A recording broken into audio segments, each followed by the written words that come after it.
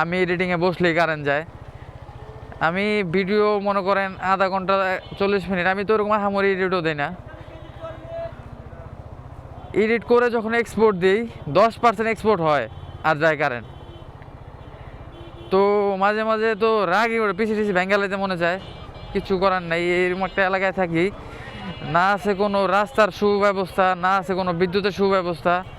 এই বিভিন্ন ঝামেলার মধ্যে আমার ব্লগিং লাইফটা। এই যে এখন যেই আপনারা এর আগের যে ভিডিওটা আপলোড হয়েছে, ভিডিওটা দেখতে পারবেন যে ফেসবুকে আগে আপলোড হয়ে গেছে, ইউটিউবে আপলোড হওয়ার আগে কারেন্ট গেছে গা।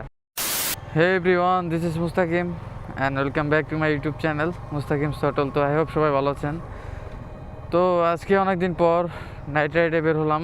ওরকমভাবে নাইটও বলা যায় না, ইভিনিং রাইড, কেবল 7টা-8টার কাছাকাছি নাইটও বলা যায়। তো বেরোইতে হইতে মাগরিবের সময় বেরোইছি, পরে কয়েক জায়গায় আড্ডা দিতে দিতে লেট হয়ে যায়। তো অনেক দিন দিয়াখালি যাওয়া হয় না। তো আগে এমন একটা সময় ছিল যে প্রতিদিন একবার হলেও দিয়াখালি আসতাম, প্রতিদিন না হলেও সপ্তাহে 4 দিন 3 দিন আসতাম। কিন্তু এখন 1 মাস, আবার এই ফুয়েল ক্রাইসিসের মধ্যে বিপদে না পড়া ছাড়া এদিকে ওরকমভাবে আসাই হয় না। এই অকটেনের জন্য দৌড়াদৌড়িতে আসা হয়েছে, কিন্তু আগে যে চিল করার জন্য আসতাম ফ্রেন্ড সার্কেল নিয়ে, সবাই একসাথে আসতাম, আড্ডা দিতাম, ওই দিনগুলো এখন আর ওইরকমভাবে আসে না। তো তো অনেকদিন পর আজকে ইচ্ছা হলো যে একটু যাই, ঘুরে আসি দিয়াখালির ওইদিকে। তো বাইকে ফুয়েলও তেমন একটা নাই, তো দেখি যাই, একটু হালকা পাতলা ফুয়েলও নেওয়া দরকার বাইকে। আর ওরকমভাবে তো এখন দূরে দূরে যাওয়াও পড়ে না, অফিস থেকে ডাইরেক্ট বাসা থেকে অফিস, আর অফিসের পরে এই পাম্পের রাস্তাগুলো অনেক খারাপ হওয়াতে ওইরকমভাবে ক্লান্ত শরীরে এই পাম্পেও যাইতে মনে চায় না। তো এই জন্য দেখি আজকে যেহেতু অফ ডে ছিল, তাও জেনারেল খাটায় নিছে ঈদের ছুটির জন্য। তো যাই দেখি, কিছু হাতেও তেমন টাকা পয়সা নাই এখন। তো হালকা পাতলা অকটেনও নেওয়া দরকার, জানি সামনের 4-5 দিন একটু চলতে পারি, পরে আবার টাকা হবে তো তখন আবার ফুল ট্যাঙ্কি লোড করে নিব।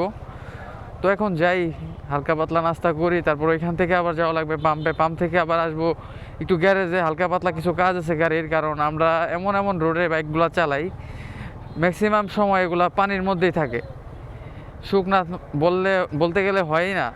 কারণ যদি বৃষ্টি না হয় তাহলে ওই সময় যে আশেপাশে দোকানদারগুলো আছে এরা পানি ছাইরা রাস্তা ভিজাইতে হয়ে যায়, আর যখন বৃষ্টি হয় তো হয়ই, তখন ওই জায়গায় একাডু পানি। তো এই অবস্থাতে বাইক রাইড করতেছি, বাইকের বিভিন্ন জায়গায় বিভিন্ন ধরনের ক্ষতি হয়েই যাচ্ছে একের পর একটা কাজ করলে সামনে আবার আরেকটা কাজ এসে হাজির হয়ে যায়, সপ্তাহ না ঘুরতেই। তো বাইকের বয়স বেশি না, চালানো হয় নাই বেশি, 7,938 কিলো চালায় ফেলছি আমরা, প্রায় 8,000 কিলোর কাছাকাছি। তো এই অবস্থাতে আমি যেসব টাকা জরিমানা খাইছি বলার মতো না। এই যে যদি এরকম প্লেন রোড থাকতো তাহলে বাইকের মনে হয় না আমার এত অল্প দিনে আমার চ্যাসিস বুশ, বেরিং টেরিং, তারপর হচ্ছে এই বল রেসার, এগুলো সব আস্তে আস্তে দুর্বল হয়ে গেছে। এগুলা আস্তে আস্তে সার্ভিস করা নিতে হবে। মনে হয় না সার্ভিস করালেও টিকবো, কারণ কিছুদিন আগেই বল রেসার ঠিক করলাম। কত আর নিয়মকানুন মেনে বাইক রাইড করা যায়, চেষ্টা করলেও উপায় থাকলেও ওইরকমভাবে করা হয় না, কারণ সব সময় আর ভিতরের রোডগুলা খেয়াল থাকে না। যখন ঘুম থেকে উঠে অফিসের উদ্দেশ্যে বের হয়ে যাই, তাড়াহুড়া করে অনেক সময় লেট হয়ে যায়। তো যেদিকে ভালো মনে হয় ওদিক দিয়ে যাতায়াত করতে হয়, যেদিকে যাই না কেন ওদিকেই ভাঙা, ওদিকে সব কিছু রাস্তাগুলো খারাপ। গাজীপুর সাইডের রাস্তাগুলো যেমন যত ভালো রুট হয়ে যে বৃষ্টি হলে সাইড দিয়ে পানি নেমে যায়, ড্রেন না থাকলেও ঢালু হওয়াতে পানিগুলা রাস্তার এক সাইড থেকে আরেক সাইডে নেমে যেতে পারে, গর্ত আছে এগুলোর মধ্যে চলে যায়।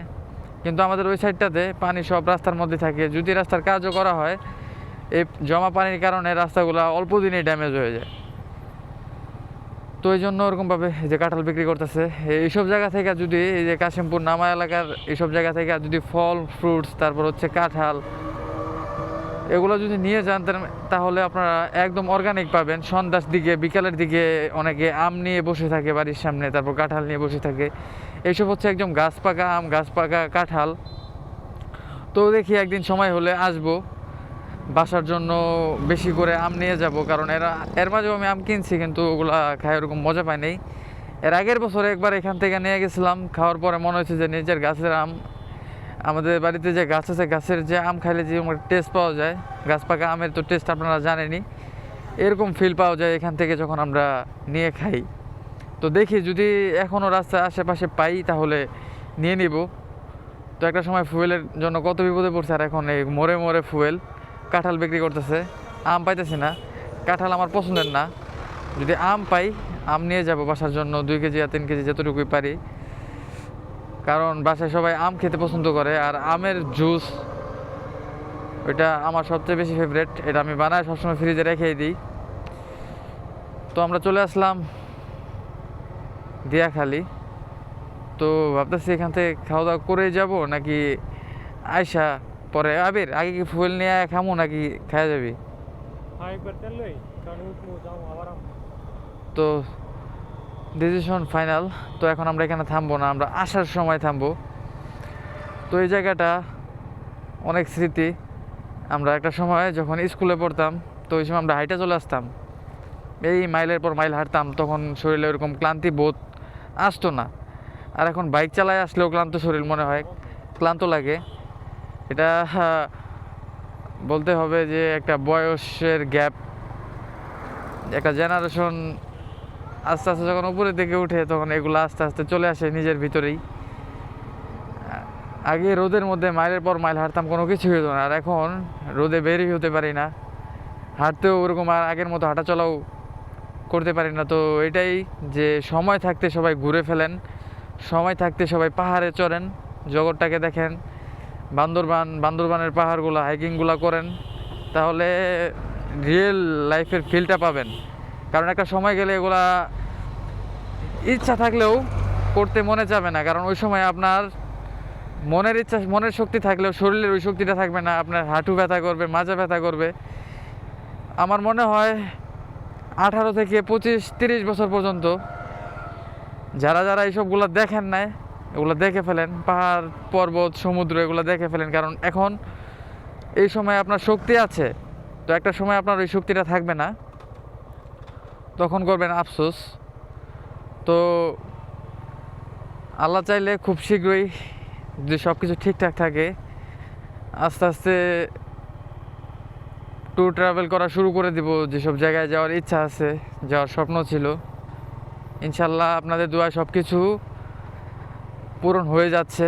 একটা সময় সাইকেল ছিল, সাইকেল থেকে বাইকে আসলাম, সাইকেলও ছিল না একটা সময়। তো সব জায়গা থেকে কাঁঠাল, গাছ পাকা কাঁঠাল, সেন্ট, একদম কাঁঠালে একটা সেন্ট পাইছো সবের, সে একটা রোড, একটা মনে হয় যে পাহাড়ি অঞ্চলে না, গ্রাম অঞ্চলই তো, গ্রাম অঞ্চলের পাহাড়ি অঞ্চলগুলো যে গাছগুলা একবারে রাস্তাটা ঘিরায় রাখে, আপনার ওই যে মেরিন ড্রাইভ রোডের মতো। তারপর হচ্ছে কক্সবাজারে যে বিভিন্ন রোডগুলো আছে ওগুলো গাছ তো বড় বড়, কিন্তু এগুলো গাছগুলো ছোটো ছোটো হইলেও রাস্তায় কোনো মনে হয় রোদ পড়তে দেয় না, ঠান্ডা থাকে। তো আমরা যেখানে ছিলাম আপনাদের দোয়ায় এখন পর্যন্ত একটা সময়, হ্যাঁ আসলে অক্সিজেন একদম পিওর অক্সিজেন, কোনো ধুলাবালি নাই, কোনো ডাস্ট নাই। তো আপনাদের দোয়ায় একটা সময় সাইকেলও ছিল না, পরে সাইকেল পাই, সাইকেল থেকে বাইকে শিফট করি, এরপর আস্তে আস্তে ইচ্ছা হয় ট্রাভেল করার, মোটর ব্লগ করার। তো আলহামদুলিল্লাহ এখন পর্যন্ত সব কিছু যেভাবে চাইছিলাম ওইভাবেই হয়েছে সব কিছু। তো এখন শুধু রাস্তায় একটাই বাধা, এটা হচ্ছে ড্রাইভিং লাইসেন্স, এটাও আমি পাস, শুধু এখন অনলাইন হতে বাকি। অনলাইন হয়ে গেলেই এটা নিয়ে আমি দূরে দূরে সব জায়গায় যেতে পারবো। এই যে কিছুদিনের মধ্যেই এলাকার বড় ভাইয়েরা সবাই যাচ্ছে সিলেট, তারপর যাচ্ছে সিরাজগঞ্জ। যদি আমার ড্রাইভিং লাইসেন্সটা এর আগে বের হয়ে যায়, এবং একটু আর্থিকভাবে টানাটানির মধ্যে আছি কারণ ইট করে আসলাম, তো এগুলো যদি সব কিছু ক্রাইসিস সমস্যা সব কিছু সমাধান হয়ে যায় এবং লাইসেন্সটাও টাইম মতো পাওয়া যায়, তাহলে একটা রিস্ক নেওয়ার কথা ভাবতে পারি। আমি এখনও শিওর না, ভেবে দেখব। যত সম্ভব যদি অফিস থেকে ছুটি ম্যানেজ করতে পারি, বসকে কোনোভাবে ম্যানেজ করা যায়, তাহলে আমার মনে হয় সিলেট ট্যুরটা হলেও হয়ে যেতে পারে। আর যদি বাসায় আম্মুকে কোনোভাবে ম্যানেজ করতে পারি, কারণ বাসায় সিলেট যদি শুনে তাহলে হয়তো শুরুতে আম্মু তো মনে হয় জীবনও রাজি হইব না। কারণ এই জামালপুর যাই মাঝে মধ্যে, তাই কত টেনশনে থাকে। সিলেট তো আরও প্রায় 300-350 কিলো, যদিও সাথে বড় ভাইরা আছে, শুনলে রাজি হইলেও হইতে পারে, কিন্তু তাও অনেক কাহিনী করে আমাকে আম্মুকে ম্যানেজ করতে হবে। আব্বু থাকলে তো জীবনও যাইতে দিত না, আরও অবস্থা খারাপ বানায় ফেলতো। তো যাই হোক, দেখি আম্মুরে কোনোভাবে ম্যানেজ করা যায় কি না। যদি যাই, আল্লাহ চায় সব কিছু ঠিকঠাক থাকে, তাহলে আপনারা সিলেট ট্যুর দেখতে পারবেন, সিলেট ব্লগ দেখতে পারবেন। আর যদি এইবার যদি নাও হয়, সামনের বার এই যে আমার ফ্রেন্ড আবির, আশরাফুল, ওদেরও লাইসেন্স হয়ে গেলে, আশরাফুলের যদিও হয়ে গেছে, কিন্তু ও এখন একটু বিজি পড়াশোনাতে, ওরও আর বেশি দেরি নাই, সেমিস্টার শেষ হলে ওও ফ্রি হয়ে যাবে, ওও জব টব ট্রাই করা শুরু করে দিতেছে অলরেডি। তো সবাই যখন ইনকাম করব, সবাই যখন, এখন তো আমি আলহামদুলিল্লাহ যে এখন একটা ইনকাম সোর্সে আছি, প্লাস ইউটিউব ফেসবুক করতেছি, এখনও সব জায়গাতেই 50-50 আমি বলতে পারেন যে আছি। তো এখনও আমি বলা যায় না যে সফল, চেষ্টা করে যাচ্ছি, বাকিটা আল্লাহ ভরসা। সব কিছুর মধ্যে লেগে থাকতে হবে। আমি যখন ইউটিউবিং স্টার্ট করি, আমি কখনো ভাবিও না যে আমাদের চ্যানেলটা 3 লাখ ফ্যামিলি মেম্বার হয়ে যাবে এবং চ্যানেলটা মনিটাইজও পাবো, এটা আমি কখনোই ভাবি নাই।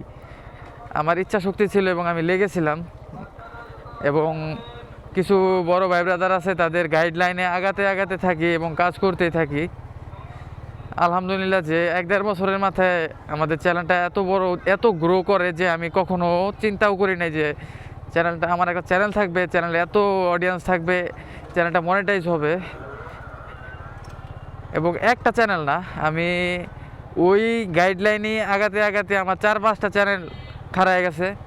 তো যে কোনো একটা বিষয়ে যদি আপনার পারদর্শী হওয়া যায় এবং এক্সপিরিয়েন্স অর্জন করা যায় এবং লেগে থাকা যায় ধৈর্য সহকারে, তাহলে আমি মনে করি একদিন না একদিন সবাই সফল হবে। কারণ আমি ইউটিউবের ওয়াইও বুঝতাম না, ফেসবুকের অ্যাপও বুঝতাম না, লাইগা থাকতে থাকতে আল্লাহ দিলে সব উঠাইতে পারছি এবং এই পর্যন্ত আসতে পারছি। লাইগা থাকলেই সব কিছু শেখা যায়। আপনি রেগুলার বাইক চালাবেন, বাইক সম্পর্কে ধারণা পাবেন এবং আস্তে আস্তে ছোটোখাটো একটা মিস্ত্রি হয়ে যাবেন। আমার মনে হয় বাংলাদেশে প্রত্যেকটা বাইকারসি হাফ মিস্ত্রি, কারণ এরা বাইকের সব কিছুই বুঝে খুঁটিনাটি। ঠিক তেমনই আপনারা যদি রেগুলার যে কোনো একটা বিষয় নিয়ে লেগে থাকেন এবং কাজ করতে থাকেন, 2 নৌকায় পাড়া না দেন, 4-5 নৌকায় পাড়া না দেন, যে কোনো একটা বিষয়ে পারদর্শী হন, তো এই এক লাইন থেকে যে পরিমাণ টাকা ইনকাম করা সম্ভব, এটা বলে বোঝানো যায় না। যারা একটা বিষয়ে পারদর্শী হয়, তারা তো ওইখান থেকে ইনকাম করতেও পারে এবং অন্যকে শিক্ষা দিয়েও ইনকাম করতে পারে। আপনি কোর্সও ওইরকমভাবে করাতে পারবেন যদি যে কোনো একটা বিষয়ে ওইরকমভাবে পারদর্শী হতে পারেন। তো আমরা দেখতে দেখতে প্রায় জিরাপুরের কাছাকাছি চলে আসছি। তো অনেক কথা বললাম, অনেকদিন কথা বলি না আপনাদের সাথে, আপনাদেরকে অনেক মিস করি। আগের মতো ডেইলি লাইফ ব্লগ দিতেও পারি না, কারণ রোডের অবস্থা খারাপ, আর লাইসেন্সের কাজ চালাচ্ছে, প্লাস অফিস, এগুলার পাশাপাশি আবার এই যে ব্লগিং করে ইউটিউবে এডিট করে আপলোড দেওয়া, আর আমি এডিটিংয়ে বসলেই কারেন্ট যায়। আমি ভিডিও মনে করেন আধা ঘন্টা 40 মিনিট, আমি তো ওরকম আহামরি এডিটও দিই না। এডিট করে যখন এক্সপোর্ট দিই 10% এক্সপোর্ট হয় আর যায় কারেন্ট। তো মাঝে মাঝে তো রাগই ওঠে, পিছিয়ে পিছিয়ে ভেঙ্গালাইতে মনে চায়, কিছু করার নাই। এরকম একটা এলাকায় থাকি, না আছে কোনো রাস্তার সুব্যবস্থা, না আছে কোনো বিদ্যুতের সুব্যবস্থা। এই বিভিন্ন ঝামেলার মধ্যেই আমার ব্লগিং লাইফটা। এই যে এখন যেই আপনারা এর আগের যে ভিডিওটা আপলোড হয়েছে, ভিডিওটা দেখতে পারবেন যে ফেসবুকে আগে আপলোড হয়ে গেছে, ইউটিউবে আপলোড হওয়ার আগে কারেন্ট গেছে গা। এরকম ঝামেলার মধ্যে আছি আমি। ভিডিও অফিস করে আসি, 1-1.5 ঘন্টা এডিট করি, তারপর আবার যখন লাস্ট 90% হয়ে গেছে আর 10% বাকি, আমি আল্লাহ আল্লাহ করি, মোনাজাত পর্যন্ত ধরে লাই যে আল্লাহ জানে কারেন্ট আনা যায়। কিন্তু কি করবো, এই 95 যায় অনেকবার কারেন্ট গেছে। লাস্ট 5% বাকি, 2% বাকি, ওই সময়ও কারেন্ট যায়। ভিডিও এক্সপোর্ট দিয়ে শান্তিই পাই না। আর ফোনে তো এই গোপ্রোর ফুটেজ, তারপর হচ্ছে যে অ্যাকশন 5-এর ডিজিআই এর এগুলার ফুটেজগুলা ফোন ওরকমভাবে হ্যান্ডেল করতে পারে না। যাক আলহামদুলিল্লাহ যে মেন রোডে আইতে পারছি। ভাবছিলাম যে একটা জ্যামে পড়ছিলাম ওখান থেকে বেরোয় আসতে পারছি আলহামদুলিল্লাহ। তো এখান থেকে বেরোতে পারলে আরেকবার আলহামদুলিল্লাহ। হাত দিয়ে রাখতে সামনে সামনে আমাকে আটকাই দিল আসলে ক্লাসিক।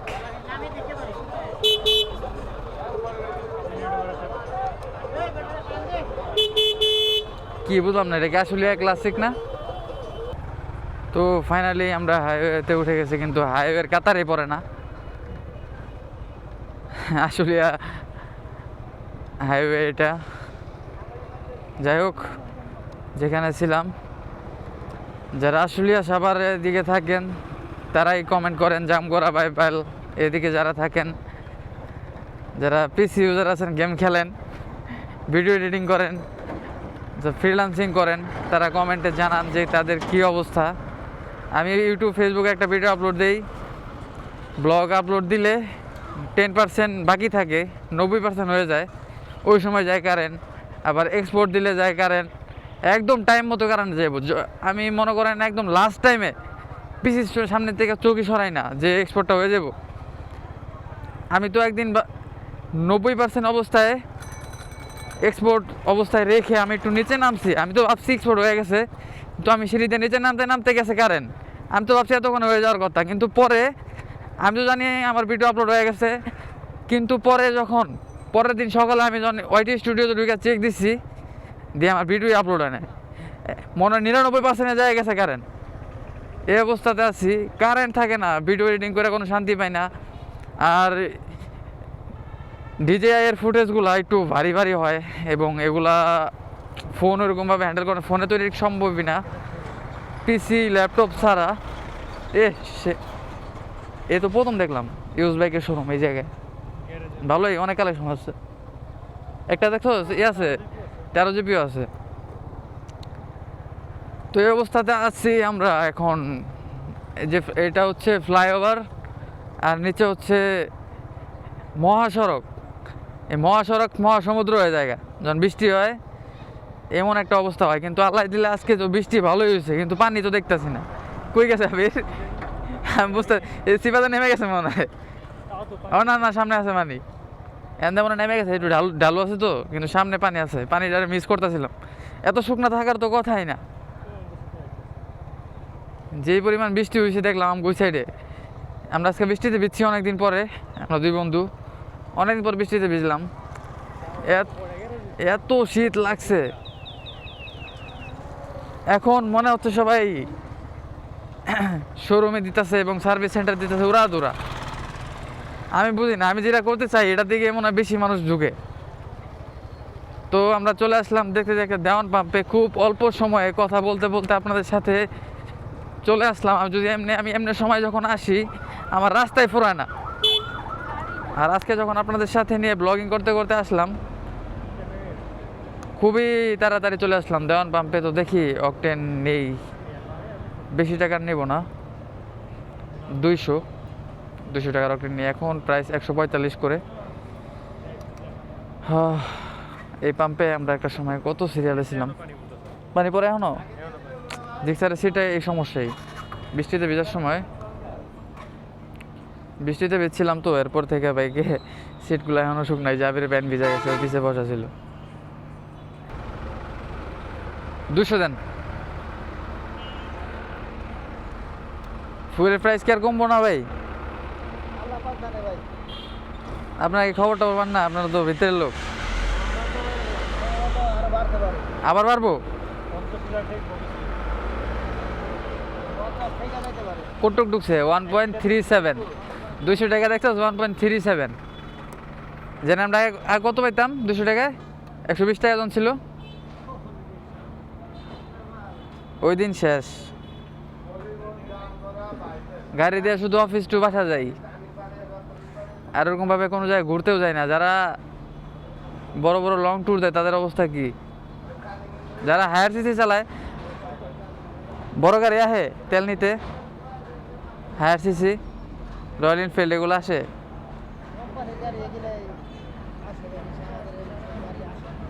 ও আচ্ছা, 1.37, এক একটা এক দাগও ফুল হয় নাই, 2 লিটার বললাম।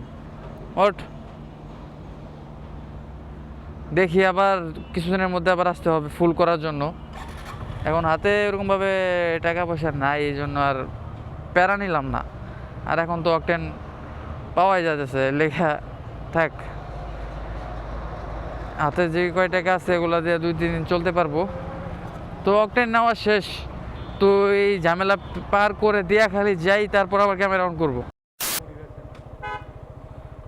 ফাইনালি চলে আসলাম দিয়াখালিতে। আমরা সবসময় যেটা দেখাই ওইটা আজকে অফ, তো দেখি আজকে এটার টেস্টটা কেমন হয়।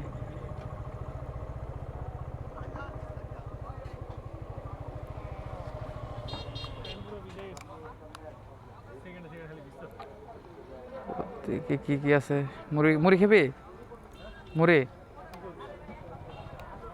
মুড়ি লই। তো আজকের ব্লগটা এই পর্যন্তই ছিল। তো দেখলেন আজকে সারাদিন কী কী করলাম, সারাদিন না সন্ধ্যার পরে কী কী করলাম। ওইখান থেকে মোটকের সার্ভিস পয়েন্টে গেলাম, তারপর গেলাম পাম্পে অকটেন আনতে, তারপর বাইকে কিছু কাজ কাম টুকটাক ছিল এগুলো করায় লাস্ট একটা চায়ের মাধ্যমে আজকে 3টা শেষ করলাম। পর আবির বাসায় চলে গেছে, আমি বাসায় চলে আসলাম। তো অনেকদিন বাইক নিয়ে বের হওয়া হয় না, আপনাদের সাথে ওরকমভাবে কথাও বলা হয় না। তো অনেকদিন পর আজকে বের করলাম। আরও আগে বের হওয়ার ইচ্ছা ছিল, কিন্তু বের হইতে হইতেই লেট হয়ে যায়। তো আজকের ব্লগটা এই পর্যন্ত, সব ভালো থাকবেন। যারা চ্যানেল নতুন তারা অবশ্যই চ্যানেলটা সাবস্ক্রাইব করবেন, পেজটা ফলো করতে ভুলবেন না। আবার দেখা হবে নতুন কোনো ভিডিওতে, নতুন কোনো ব্লগে। সব ভালো থাকবেন, আল্লাহ হাফিজ।